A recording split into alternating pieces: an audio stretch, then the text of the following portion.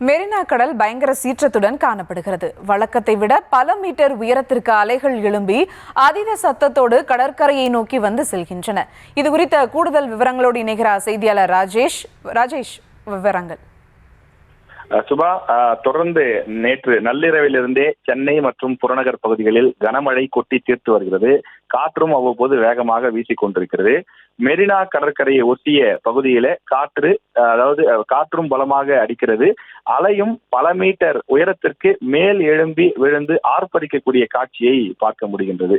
மெரினா கடற்கரை ஒட்டிய பகுதி, குறிப்பாக நொச்சிக்குப்பம், பட்டினப்பாக்கம், ஸ்ரீனிவாசபுரம் என்று அருகருகே மீனவ கிராமங்கள் இருக்கின்றன. அந்த பகுதிகளிலே வழக்கத்தை விடவும் கூடுதலான உயரத்திலே அலை ஆர்ப்பரிப்பதை பார்க்க முடிகின்றது.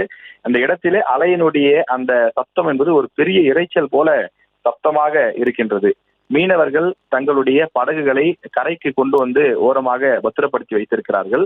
மீனவர்கள், பொதுமக்கள் உட்பட யாரும் கடலுக்கு அருகில் செல்ல வேண்டாம் என்று ஏற்கனவே தமிழக அரசு அறிவுறுத்தியிருக்கிறது. ஆனாலும் கூட ஒரு 50க்கும் மேற்பட்டோர் பொதுமக்கள் தங்களுடைய குழந்தைகளை அழைத்துக் கொண்டு பொழுதுபோக்குவதற்காக இந்த மெரினா கடற்கரை ஒட்டிய பகுதியான பட்டினப்பாக்கம், சீனிவாசபுரம், அதே போல லைட் ஹவுஸ் பின்புறம் போன்ற பகுதிகளுக்கு வந்திருக்கிறார்கள்.